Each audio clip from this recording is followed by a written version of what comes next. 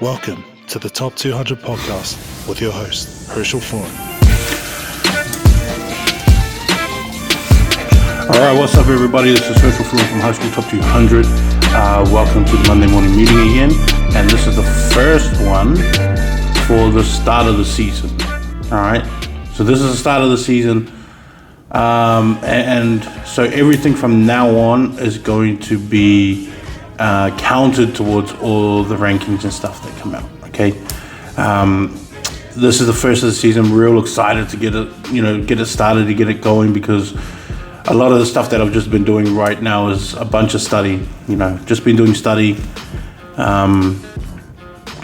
and now we get to sort of see some real results. And yeah, like I'm really looking forward to all this kind of stuff. Hey, this is kind of my thing. So I'm real excited for the start of the season. Look, before we get started, obviously, like and subscribe to the page, share with everybody, make some comments, put me in my place, all that kind of stuff. Make sure everybody that you know, all your nanas and papas and cousins and all that kind of stuff, the guy next door to you, make sure they will sign up to High School Top 200, hstop200.com. $5 subscription. Don't upsize on your combo at McDonald's or KFC or whatever, but put it towards something that will help all those around the country to get people's names out there. Get rid of that extra coffee that you don't actually need. I didn't know how expensive coffees were. Obviously, going to so many meetings, I figured out that this coffee stuff is so expensive. So sacrifice one for the month and buy a subscription to hstop200.com with all the information coming up, everything that you need to know about first 15 rugby and keeping up with the the superstars of the future that we have, just giving these guys credit for what they do every single day to put out the best performance that they can. A lot of these boys play for that crest that's on their chest, the pride that they have in their jersey and their colours that they represent. And, I just like to share that around with other people too and show people what the passion is that we have here for first 15 rugby in New Zealand. And just for such a short time, people don't realise how short this is. People don't realise how short your time as a first 15 member can be. It can just be 1 year and it can just be 5 games. But boys would play for that. Boys would sacrifice so much stuff just to get there. So that's what I want to put out there. I want to be able to get that out there and just show the passion that we have for first team rugby and how high quality first team rugby is in New Zealand. And I know I have this discussion and argument all the time with people, but my feelings is that you get better talent out of first 15 than you would out of club rugby. That's closer to professionalism, that's closer to being ready, that's closer to being 7 stars, as we've just seen, three of them. Yeah. Cody, Xavier, and Peyton. 3 boys straight out of high school into New Zealand Sevens. Seeing that kind of stuff. Shay, Fee, all those kind of guys as well. Caleb Tangitau, that is, all those boys pretty much straight out of high school, straight into New Zealand Sevens, training, getting caught up to standard, all that kind of stuff. And it's the same thing that happens here in first 15 rugby, is that these boys are so smart, these boys are so prepared, they just need to get a bit more age to them and experience, but they're ready to go skill wise, they're ready to go intelligence, IQ wise, they're all right there. And I'm just here to show it. I'm just here to go for this journey with some of these boys. A lot of them, well, some of them I spent 3 years with because they make it when they're year 11, or they got those special ones that make it when they're year 9 and 10. Private schools, they have some year 9s that are just brilliant players, and they have to step up just because of numbers, all that kind of stuff. But man, I've been able to follow some of these guys through, and it's been a real honor to be able to be a part of that, part of their life, and like them checking in every week and having a look at the rankings and seeing where they're at, seeing who they have to go against. I've seen some real battles come out of the fact that I've highlighted 2 guys that know each other by name but have not really met yet, and then I see them and go at each other, and they know exactly what rankings that they're at, and they're there to prove me wrong. They're there to prove me wrong. and I'm all for it too. I'm all for being proven wrong, because that, to me, that means that a player stepped up and said, Hirsch, man, you don't know what you're talking about. Watch me do this. That's what I like. I like guys that put it to me and go, hey, watch this then. You think that kid's better than me? You think he works harder than me? Those are the kind of guys that I like. I like those fellas that just have this determination, and sometimes they don't even have to be the most talented guy on the field.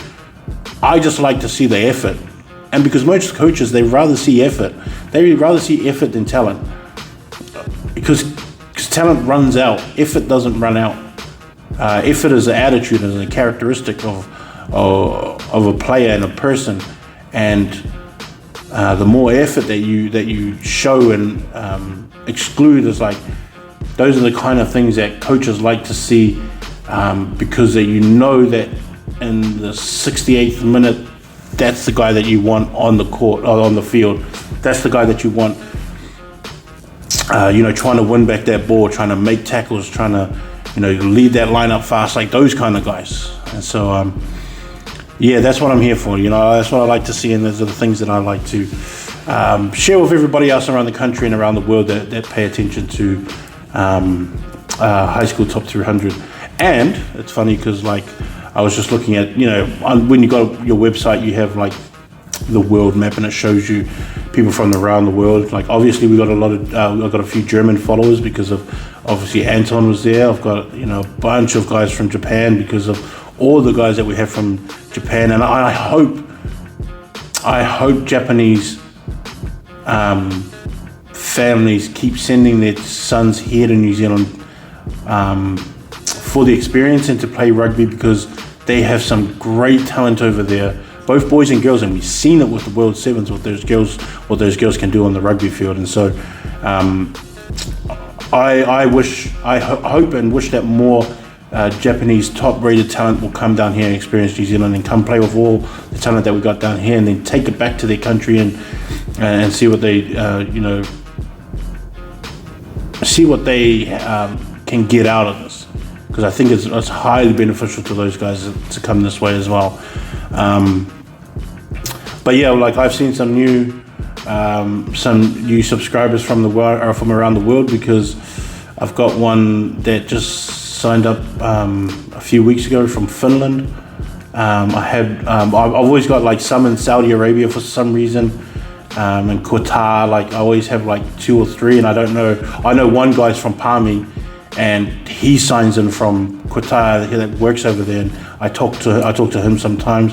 I got some Argentinian followers and Brazilian, obviously American ones, because my wife's American. I talk about America a lot, and I talk to some guys over there, some coaches and some recruiters and scouts and stuff regarding New Zealand talent. But yeah, I've got Finland for the first time. I've got some Russian followers, obviously some African followers from Nigeria to even Congo, Egypt, Morocco, like heaps of these countries all over filming, coming in to see what talent we have. And so that's what I like, putting it out there. I like doing this kind of stuff. The whole world wants to see what kind of talent we have, and that's here. That's why I do it, and why I'm here, and why I keep pressing forward with this stuff. Anyways, this week I did a lot of travel. I did 2 trips to New Plymouth, 2 days in a row. Had a daughter sick, so I went back. I went back the next day, on the Wednesday and Thursday. And watched some games, some much needed games. Like, I really wanted to get out there and see what they got.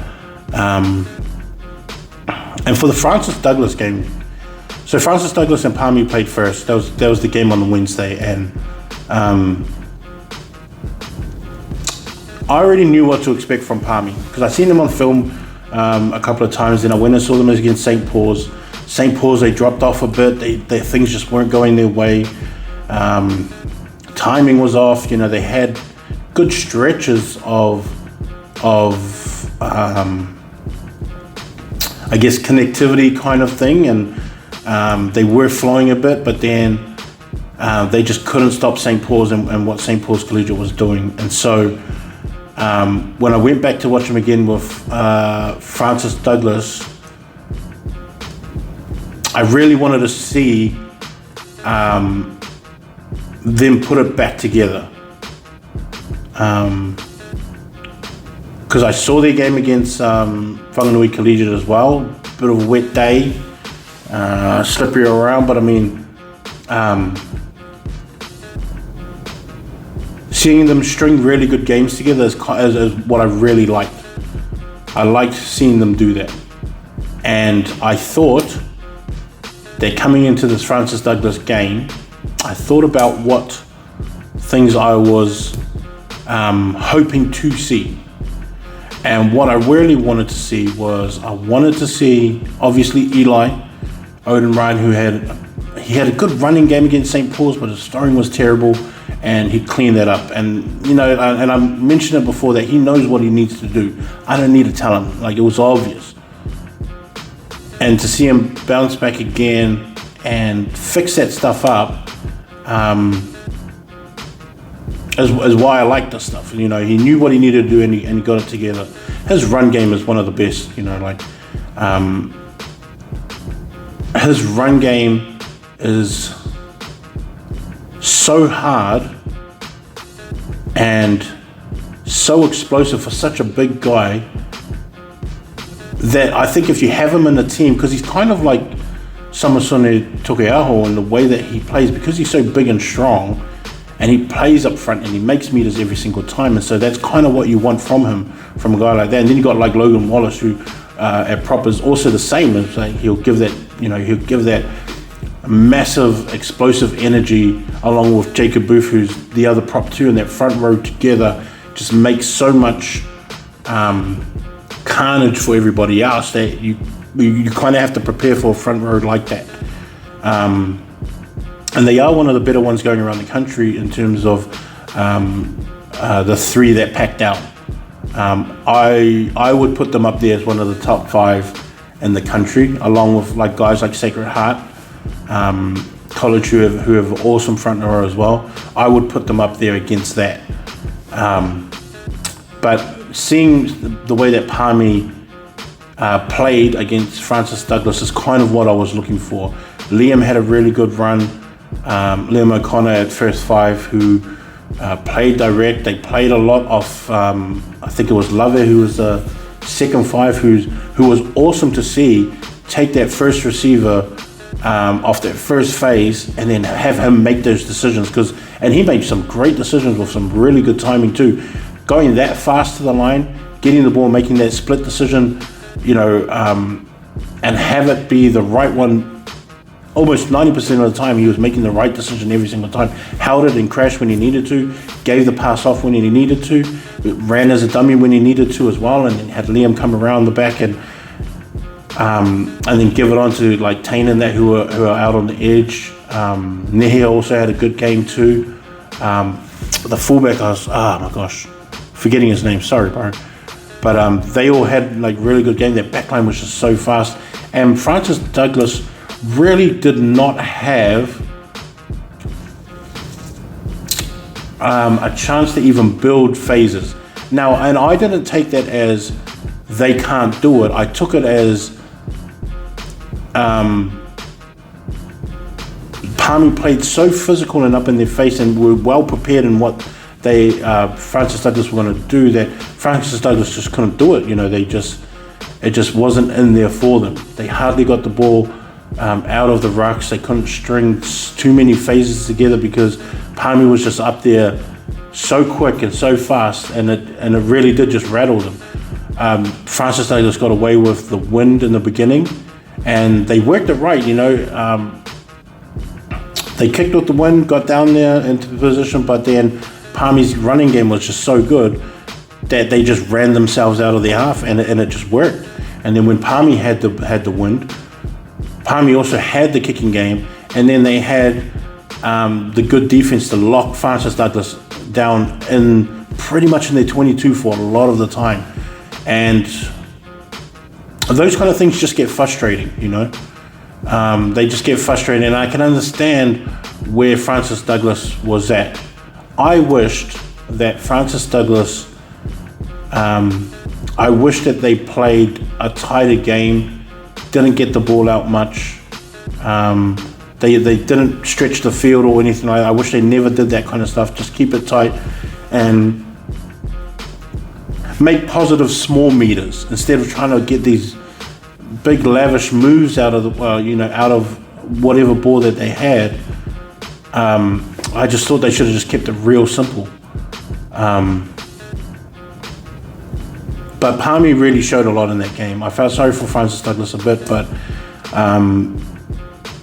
I would guess that Francis Douglas was probably pretty worn out from, their Australia trip that they did, and so, I kind of, give it to them in that way, and I'll wait for the next game that I see of theirs too. I've got to do a lot more on their roster as well, because I could tell some of the boys who they were, but sometimes some of these boys, they look way different when they come back the next year, and so I've probably got to do better on that in terms of finding out who all those players are, because Francis Douglas is one of those that don't put out any kind of team list, and no information gets shared from that school, which is it kind of sucks, because then no one knows who is who.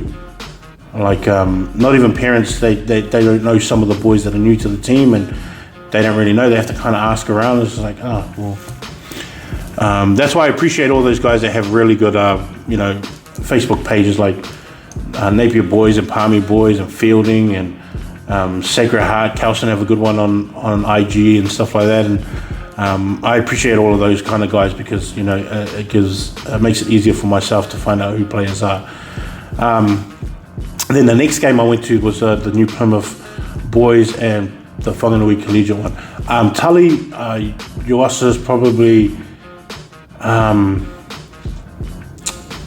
he is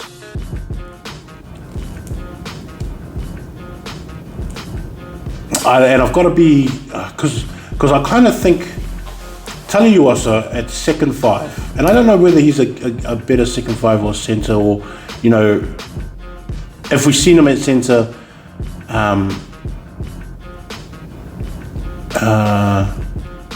would it be better if we had him with somebody? I'm just wondering, do we just see him at second five because there's no one better that can play second five, and maybe he's better at centre? I don't know. But for me, like right now, and with the games that I've seen and the guys that I know, I would say Tane Harvey from Palmy Boys at centre, Tully Yuasa from Whanganui Collegiate, second five, Yeti Campbell from Scots College, second five, maybe centre, Kalis Putoko from Hamilton Boys, James Cameron from Westlake Boys, and Tavina Nofahu from St. Kitts. I think those 5-6 guys are right now in the running for New Zealand secondary schools midfield positions. All of them are just so talented, so dangerous when they have the ball, all really good defenders, which is the other thing that I find surprising from other years. Sometimes you get some midfielders that just don't defend either. Tully gets his hands around the ball. Yeti puts in some solid hits that sometimes he hurts himself, but he puts in some solid hits.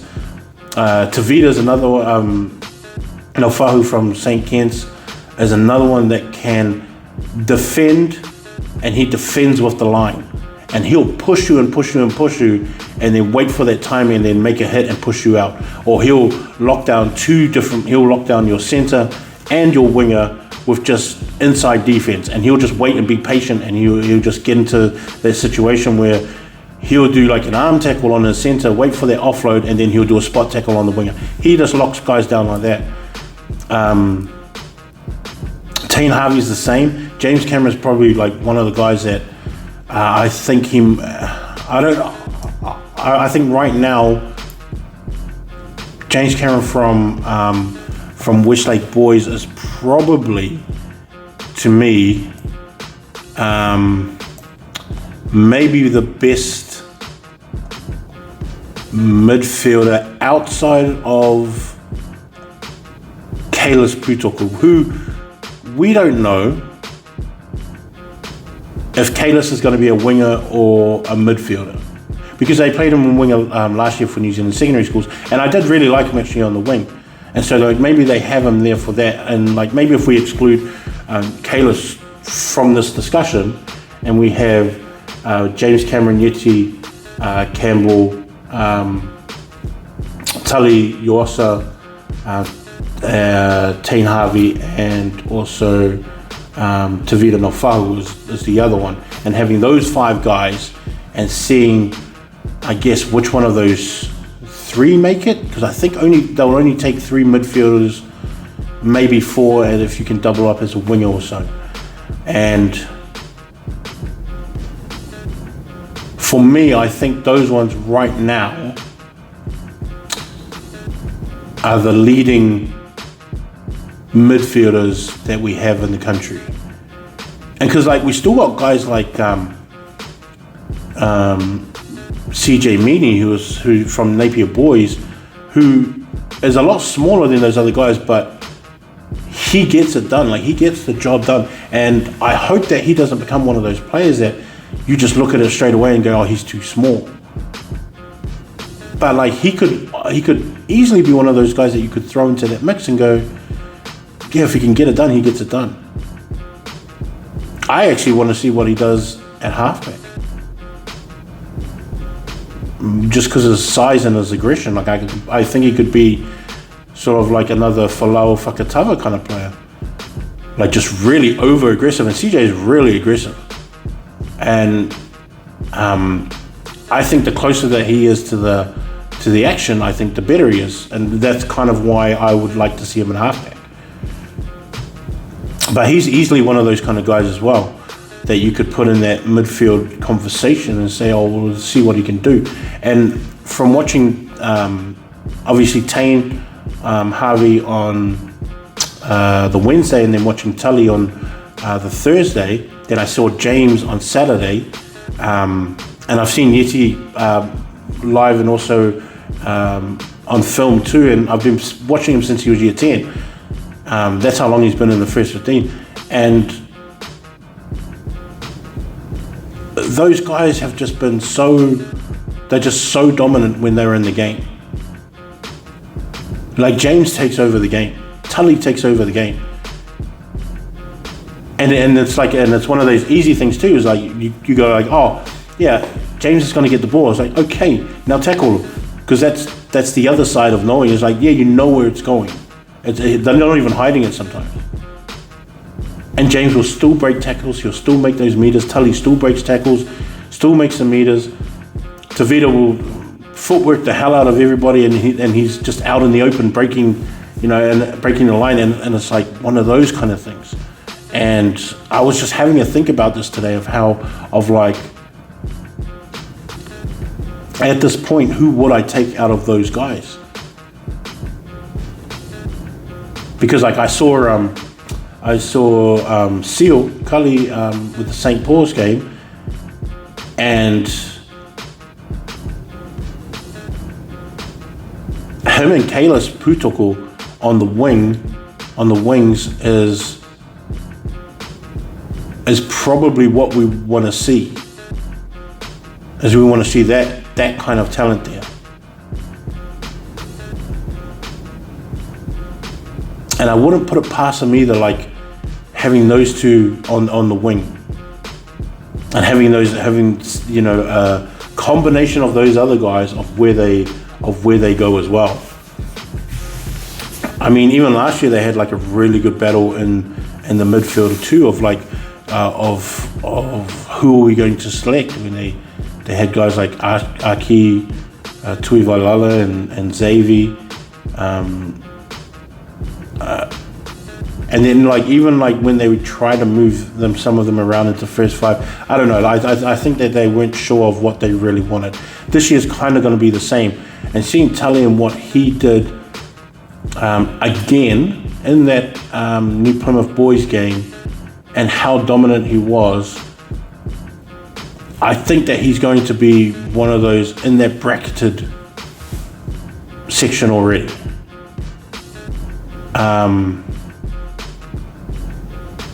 And if I was to pick the Hurricanes midfield, that would be hard too, because you still got Yeti, Tane and Tully, and deciding on which one of those three that you're going to go with. And all three of them could make New Zealand secondary schools as well. But then you got into the Auckland part, and then you're going to go, okay, well, if you put James and Tavita Nofahu in there as well, which one goes where? Like, does James stay at second five, or will he move to centre, maybe move the other one over? Or is James a better second five than Tavita is a second five, and so you just leave him there? And because James, I feel like you could play second five centre and he'll give you the same effect.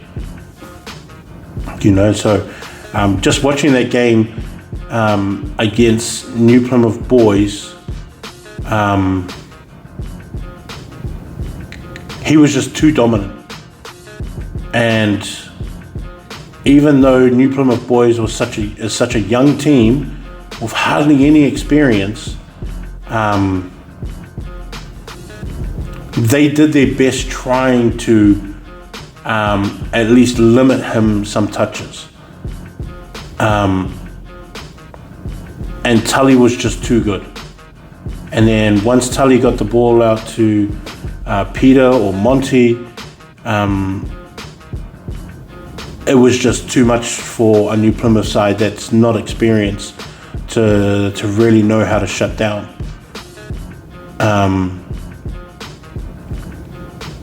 And I kind of felt for them too, because you could see the energy that they were trying to put out. You know, you could see the effort that they were trying to get out there. But when you have a team like, you know, Whanganui Collegiate, who's just really well run, especially with a guy like Tully, especially with a guy like Peter, you got what's his name, Monty Sheriff as well on the wing, who's a guy that you don't want to get the ball to, because, or you don't want him to have the ball, because once he does, it's hard enough just bringing and he's such a in-shape guy, really muscly kind of guy, real explosive, changes direction really quickly, and once he gets that ball, and you're not quick to stop him, you know, he's going to be a problem. He's just too much of a problem. And they just didn't have answers, New Plymouth. You know, they didn't have any answers. And I think it's hard for a team like New Plymouth boys. I mean, like, you had Jacob Hart, you had Arwen in that front row. And you had the guys like Jack Wiseman as well. Like, he was at first five after seeing him in the midfield last year, and he got the, I don't know, I guess he got the responsibility of first five, but he's just not a first five, you know. He's not the first five. He doesn't play like a first five either. And so I felt really sorry for them, because they weren't able to put things together. They weren't able to like, they had their runs. They scored some really good tries, and they had a lot more going for them. But when it came to stopping momentum, they just couldn't. And Reeves at open side, Reeves and Ali, who was the captain on that day along with Jacob Hart, he was everywhere around the field, but he just couldn't stop it. Even with all his efforts, he just couldn't stop the momentum that they had going, and they just went through too many hands. Having Peter at fullback was just dangerous for Whanganui Collegiate, and then trying to decide how we're going to stop this was like another thing as well, because it just kept piling on and piling on and piling on. And they just couldn't do it. Noah Yuasa was swapping from open side going into hooker this year, having someone so dynamic like he is and such a good runner as well. I've actually added him to that New Zealand secondary school bracket as a hooker, along with Manu Lutui from down in Christchurch Boys, along with Eli Odin Ryan from Palmy. I'd put Noah in there. I would,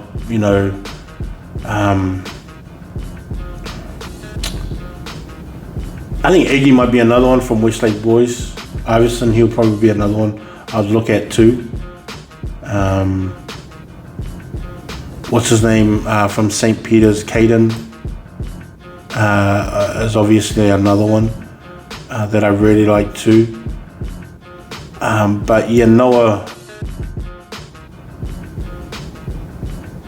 probably one of those guys too that I'd add to that list as well. I think he's sharp. I think he's such a good player, confident, knowledgeable. All that kind of stuff. Like I think he's going to be one of those game changer kind of guys this year. And I think the longer that he's in that position, he's just going to do it for everyone, and he's just going to show everybody what he can do from hooker. I want to congratulate, if we move on, I want to congratulate St. Paul's for making it to the 1A competition, beating Aorere, massive score. But St. Paul's going from a league school, turning themselves into a legit rugby school with league players that have league dreams, and they're going to be in a high class of first 15 rugby so that they can get prepared for their dreams of the NRL. I really do give it up to them and their coaching staff for what they have been able to accomplish and building such a program that can do that. And it's not easy and I can imagine it's not easy for league players to change all those little things that they did in league to fit rugby, but also to keep their drive alive, kind of thing. It must be hard for those parents. I know how league parents are. I know how league guys my age are just league and that's it. They have no time for rugby. And I was thinking about the conversation that this rugby league school had to have, that this coaching staff probably had to have with the parents, and convincing them that putting them to the top rugby school competition, arguably in the country, to better themselves as league players, that conversation must have been pretty hard to have. It is necessary, and I do agree with the management and the coaching staff in doing that. But at a league-heavy school where that's all they do is play league, and they're just so great at it, but they need the reps of really good rugby competition week after week. And I've seen what the league scene looks like in Auckland, and it is not that great. It is not, even though that's where most of our league players are from, having a week in, week out hard game to keep you sharp is not the place that you want to play league, is Auckland. It's not, it just doesn't have the same reward that you think it would have. And for all these boys to make that change and go into this rugby mind switch and go, okay, we feel like this is going to benefit us, let's just do it. I really give a lot of props to those boys, and also to that coaching staff of making this dream real and actually reaching the dream. And now they have to actually play the competition. And this is not a bucket of water on your parade, but you guys are going to be humbled. And it is going to be a step up, and it's going to be hard, and it's going to be, like I said, humbling and maybe embarrassing at some time. But I feel like this is necessary. And I feel like it is necessary for your guys' character. I think it is necessary for your guys' humility, and then how to handle being at the bottom, and then seeing the guys that rise, and seeing the guys that have enough courage to tell all the rest, we just need to be better. It's got nothing to do with anybody else, it's just us. And then seeing those guys, I want to be able to see what boys in that team pick everybody else up and go, look, we're league players playing in this rugby competition. Let's just show them where we can be. And I think that St. Paul's, if they keep the same structure, will have a lot more NRL players come out of them who are ready to go into the NRL quicker. And also, I think that they're going to be one of those staples for that 1A competition. I actually don't feel like they're going to be finishing, last or second to last. I don't think that they're that kind of team. I actually think that they're going to be a legitimate 3 to 9 kind of team. I actually don't imagine them losing string of 7 games or anything like that. I don't believe that. I actually think that they're a really, really good side. And I think with the guys that they're bringing up within their system, and they're making them, and they're teaching them to adapt to all these rugby union ways, I actually think that they're doing it in the right way, and I think that they are going to be a legitimate side. I don't actually think that they're going to be a team like Old Ere who goes back and forth, or they're going to be a team like Dilworth used to be who goes back and forth, or Whanganui Collegiate used to go back and forth. I actually think that they have all the talent there to get all the league boys to go there, and then put the best league boys in a position on the rugby field in union to make their dreams more of a reality when it comes to the NRL.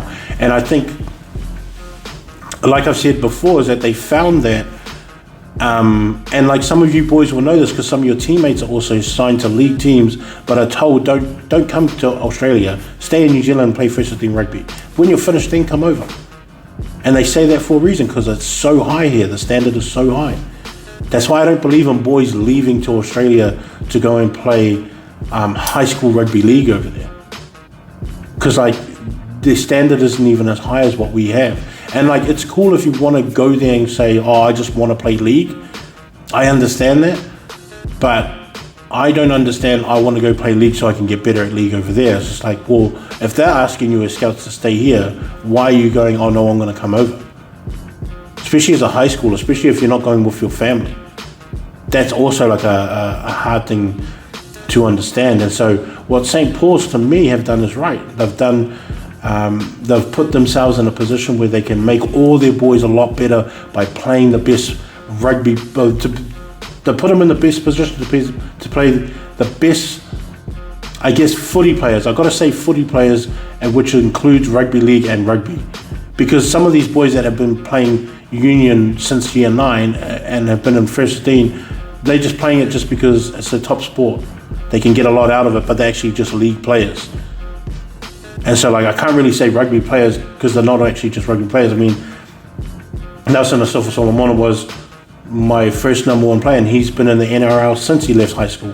Francis Manuleleua from last year was a league boy that was just playing rugby, and he just did it because he got a scholarship, and but the whole time is that he's just got a league heart to him, and so there's a lot of boys like that, and I understand that. And so I got to say, St. Paul's are going to be paying the best footy players in Auckland, and that is going to help them out week to week of how to get prepared for what they need to do in the future, which is send their boys to the NRL.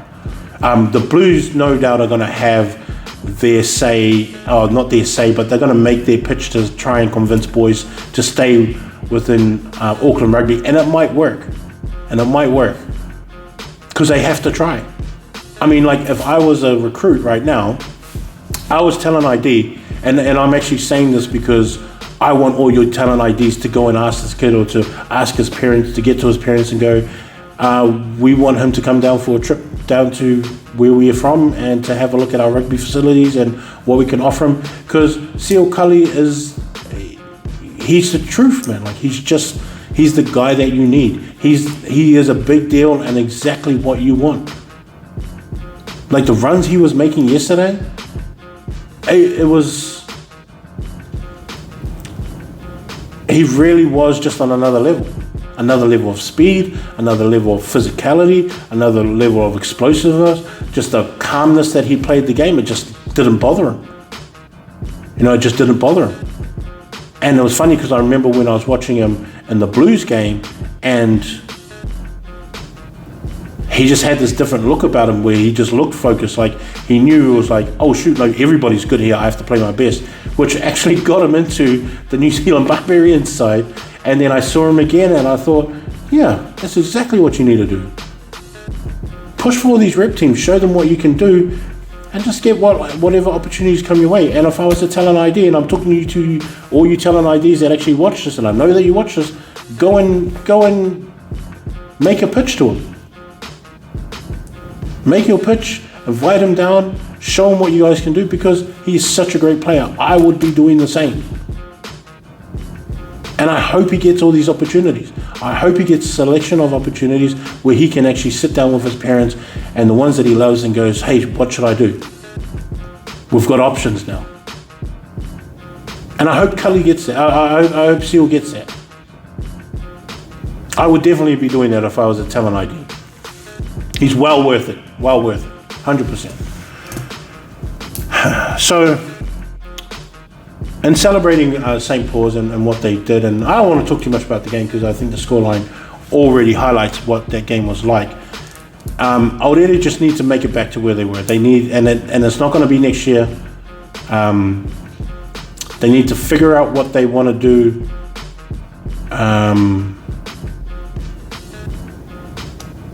As a rugby program. I talked to some guys and they said demographics changing within that area, and that is understandable. At the same time, you still got to have a plan. You can still be able to, get the best players there. If it's something where you're fighting for league, you're fighting with, league selections as well, where you've got a league team in your school too. Like that's the other thing. They got to find their way back. Aotearoa is just one of those schools. They got to find their way back, and they've got to do it as a collective and do it as one. It's just not a coaching thing, and it's not just a player thing. It's a both thing, and it has to start from year 9 all the way through, and it has to be built up. I was actually pretty annoyed because I went to.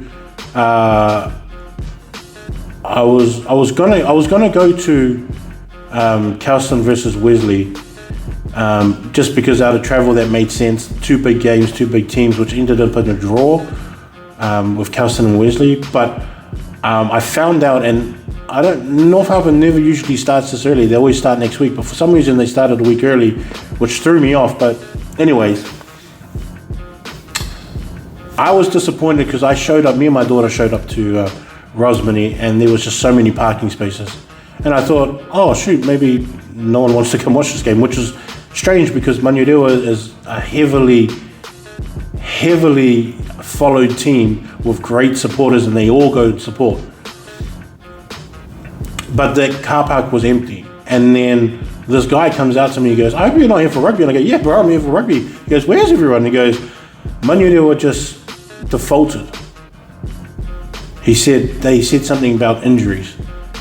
Now, I don't know what your guys' situation is, Manurewa, but you can't default games. Not at this level. And defaulting is not a kids thing. This is like coaches and management. I don't know what the deal is with you guys, but if you default at this level, it's not going to be a very good look. And I understand that you guys already thought about what I'm saying right now, and it's already something you guys have probably talked about, but it's just not a very good look. It's not a very good look, and when you're the team from outside of the area that didn't have to bring you guys in, and to default on the first game of the season to me made it worse. Like I didn't understand it. I didn't understand how, something like that could happen, because if this was in, July, I could understand. Beginning of August, I can understand. But how in the first game of the season you want to default? I'm sure you guys have a second 15 or under 15s that you can pull from, but you don't default first 15 games at this level. For a team like Manurewa, who's a nationally ranked team, like, you just don't default. And I don't understand. And this is not just to Manurewa, this is to every school that's in these bigger competitions.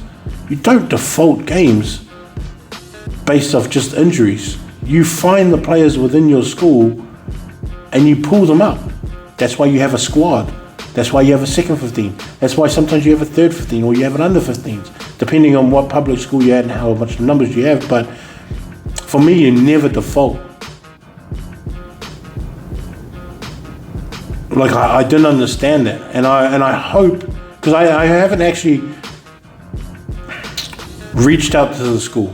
I just hope that it's not a league thing where some of the boys played league and then they were too tired or they got injured, like things like that. Because to me, it's just like, that's where this conversation has to go to where you're like going, well, now you have to make a decision within your school. It's just like, and just keep to and go, either you guys play league or you play rugby. Like it's just got to be one of those situations where you have to make that decision. And for me, some of the boys may not like it, but this is a rugby country, and the most of the competition is in rugby here. Just like talking about St. Paul's wanting to be in the 1A, it's like there's a reason why one of the best historical rugby league sides of all time here in New Zealand has changed their mindset to go into rugby, where the competition is better, where the talent level is higher, where every game is a battle, every single game, the iron sharpens iron. And if you want to sacrifice your first 15 rugby team for your league team, and I'm not trying to get at any league players or league lovers here, to me that's just a silly move, and that conversation has to happen. That conversation has to happen. Now, I understand that a lot of schools have a lot of league boys and the opportunity for them to play, just like Rotorua Boys does. Rotorua Boys, they play league with most of their rugby boys at the end of the season, to give them the opportunity for those boys who are just playing rugby just because it's the top sport there and they can get their reps out of it. For their league team, they go, okay, we're going to jump into nationals now. And we're going to let all you league boys who are league players really show what you guys have got, and that kind of stuff. And that's really, to me, where it should be at. It's just like, if you're at a heavy rugby school and you got league boys in your rugby team and go, hey, we're going to play rugby this year, you guys play rugby this year, but at the end of the season we'll jump into nationals and we'll try and make it to nationals, just so that you guys can be seen by your scouts that you need to be seen by, so you can get your reps of league through it as well. But we got to be able to play this season. Now, again, I don't know what Manurewa's reason is for defaulting, but defaulting the first game of the season in a competition that you don't live in, and they let you in the competition, that's something different, and somewhat disrespectful in the way that North Harbour wanted you to be, chose and decided and agreed to have you guys in a competition to make them better.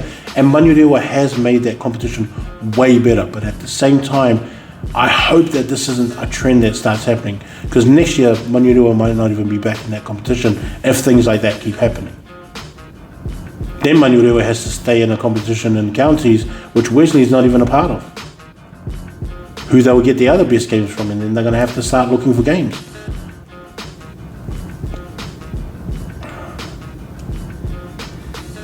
And I feel sorry for a school like that probably has to battle with things like that.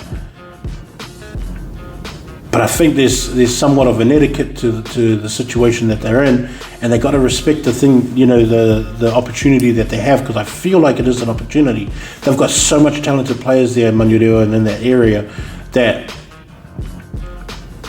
they need these rugby teams to go so that these boys can get opportunities. And that's kind of the way that I see it. I see it as these rugby teams are essential for those boys that have rugby dreams of a way to help their family out as well. And I understand that 100%. And so they need to do something about this so that this doesn't happen again. The last thing I want to talk about, because today the rankings are out.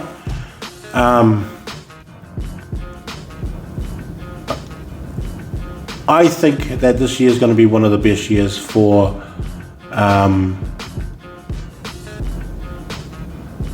rankings in the country all over. I actually think that the competition's so much closer between every single team, and having all these guys that have gone around traveling around New Zealand for their pre-season has done great, and it's brought this real sense of competition between both of even just the islands, the two islands as well.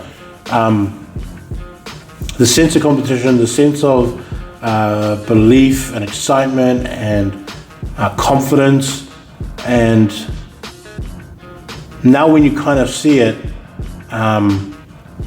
you're going to have teams like Southland Boys and Otago and Christchurch looking at the North Island teams and going, "No, we can match you guys easy. It's not a big deal anymore. We can get to top 4, and South Island needs to make a finals for that top 4. It's somewhat of a redemption kind of thing, like since I think the last team was Otago Boys was the last one to make the finals for top 4 from the South Island. Before that, I think it might have been St. Bede's one year, and then I think before that it was the Christchurch Boys that won 4 nationals in a row. But we're talking about 2004, 5, 6. I think it was. Some of you boys probably weren't born or were still running around in nappies.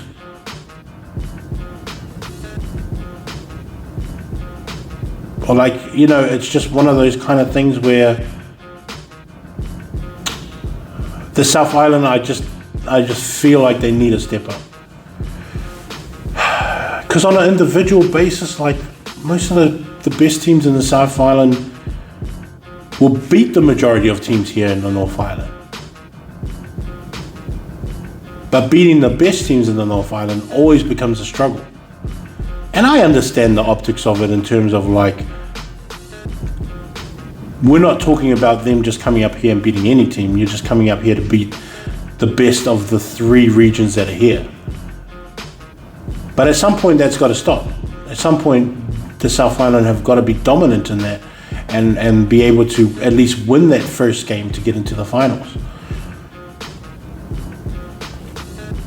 And obviously it can be done. It's just who's going to do it next?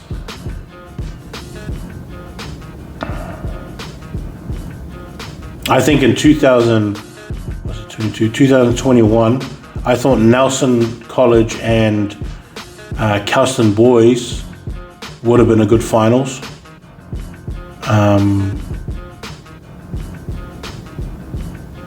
Because either Kelston or Hamilton Boys would have been maybe the Kelston, Hamilton, Nelson would probably be 3 of the best teams in 2021 from what I can remember. But anyways, the South Island just need to do something. They need and it's not like a collective thing hey, let's all get together and see what. It's not about that. It's just about lifting the standard of both of those competitions that are down there, making sure that all those guys get really hard games every single week. And it's hard for someone like the Otago competition because you've got 4 main teams. Even though I really like South Otago this year, I really like Wakatupi this year, I like Waitaki this year as well, even Dunstan College. I still like this year, and I think that those 4 teams have a really good chance at sort of breaking into that top second round that they have, and the talent level is getting better in all those areas. They still just need more harder games. They need harder games, and so I'm excited to see what it's like this year. Seeing all these teams come up. Check out that top 100 rankings list for schools. The top of year 11s are also coming out as well later on today. But I think that's it for now. I talked longer than I thought I was going to talk, so I'm sorry if I bored you all. But anyways, my name is Herschel Froome for High School Top 200. Later, ball.